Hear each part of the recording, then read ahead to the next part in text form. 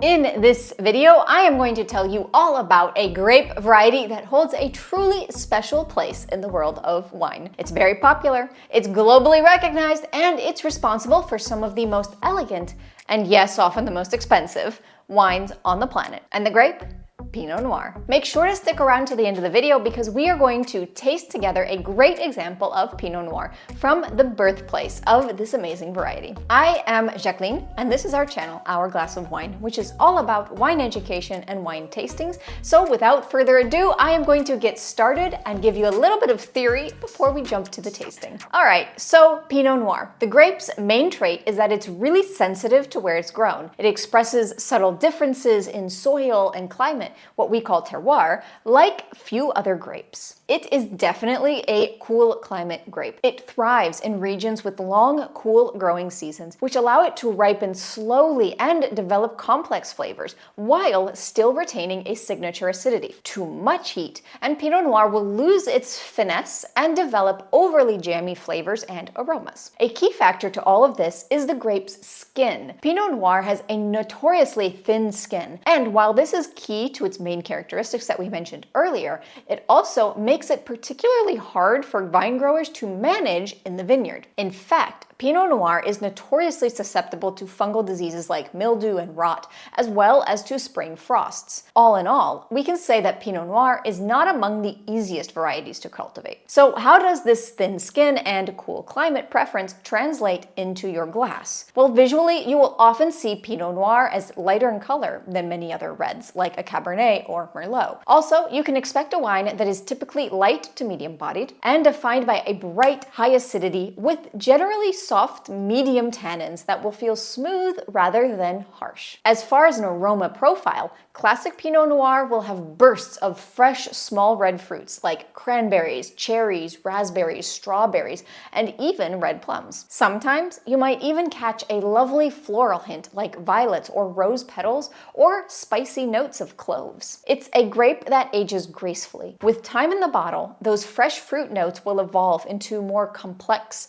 savory, and earthy tertiary aromas. Think mushrooms, damp earth, forest floor, sometimes even leather or gamey notes. A key takeaway, especially for cool climate examples, is that Pinot Noir is generally not about power and weight. It's celebrated for its elegance, its aromatic complexity, and its finesse. It will dance on your palate rather than hitting it with force. And this needs to be kept in mind when we are pairing a Pinot Noir with food. It's incredibly versatile, but it's best associated with lighter and less structured dishes such as roast chicken, duck, pork, grilled salmon, mushroom dishes, pasta, and a wide range of milder cheeses. In the winery, Pinot Noir will also offer us a lot of flexibility. Where oak usage is very common, it requires a gentle hand. Because Pinot Noir's flavors are delicate, winemakers will often prefer French oak, and they might use larger or older barrels for a less intense oak impact. This will aim to complement the wine,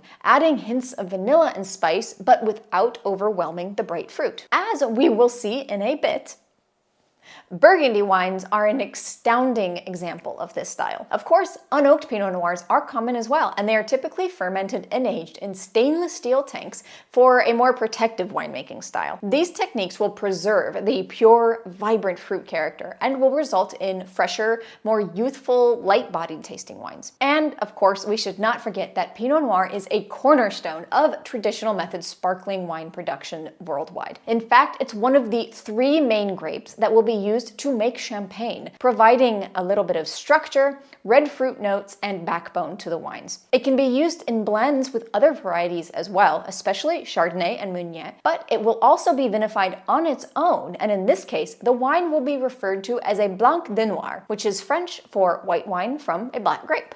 Okay, so now we know a little bit more about the grape, but where should we look for a good Pinot Noir? Its birthplace and the undisputed benchmark for Pinot Noir is in France, specifically in the Burgundy region. This is where some of the best and most expensive, I am looking at you, Domaine Romanée Conti, Pinot Noirs of the world are still being made, especially from the Premier Cru and Grand Cru vineyards. The United States is becoming another major player in the Pinot Noir scene. Oregon, particularly the Willamette Valley, is becoming famed for its elegant, often earthy style of Pinot Noir that echo Burgundy. California, in cooler spots like Sonoma Coast and Santa Barbara County, will offer riper, more fruit-forward, and sometimes fuller-bodied expressions of the grape. And of course, we have to keep an eye on Australia. Think Yarra Valley and Mornington Peninsula. New Zealand as well, especially Marlborough and Central Otago, have become known for their vibrant fruit and purity that come through in the Pinot Noirs. As we zoom back over to the Old World,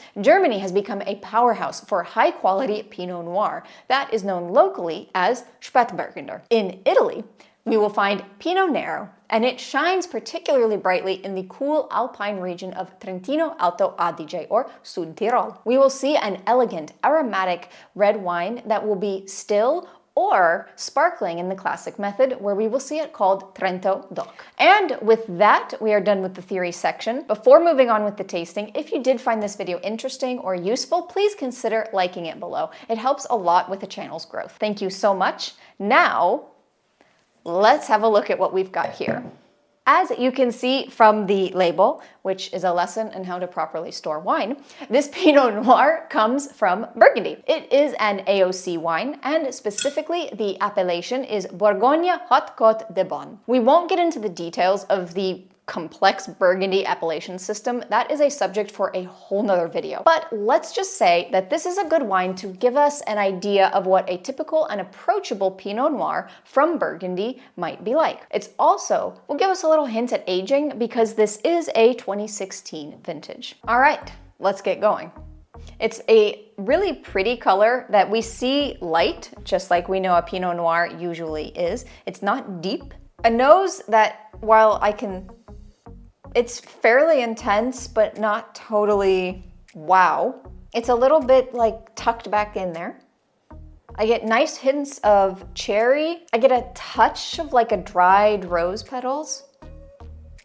And I do get a hint of spice. The spices aren't super well defined. Like I can't really tell if I'm smelling cloves or cinnamon. It's just kind of a spicy characteristic. It is a very pretty nose. You can smell a little bit of evolution. It's not overtly fruity, like all fruit and nothing else. There's a little bit of, like I said, the dried rose petals, a spicy characteristic that's kind of there. All right, let's give it a taste. Okay. I've got a lovely acidity, really nice, especially on the sides of my mouth there. The tannins are soft. I feel them all over my tongue. They're very well spread, not in a particular area. And they aren't very obtrusive. While it's not a super intense flavor, it does have a fairly longer finish to it. I'm still tasting a little bit of the more fruit characteristics. I'm tasting definitely those cherries. I'm kind of getting like a hint of I think like more of a red plum kind of note on that. The spices are becoming a little bit better defined here, where I'm getting more of a kind of nutmeg type flavor. It's beautiful, it's elegant. Because it's not that powerhouse, it still has a beautiful kind of intensity to it where you can taste it well, but it's not powerful where you're going to get tired of it.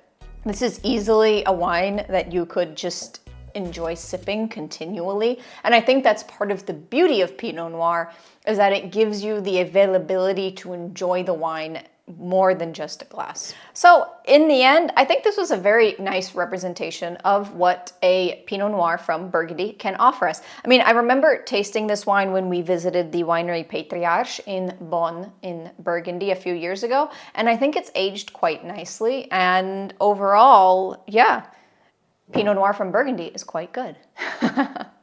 So thank you so much for watching our in-depth exploration of Pinot Noir. I hope you enjoyed the video, and if you did, please leave a like and subscribe for more wine content. In the meantime, you are probably going to enjoy this video here, which is a broad overview of all sorts of French wine. I will see you with that hourglass of wine. Cheers!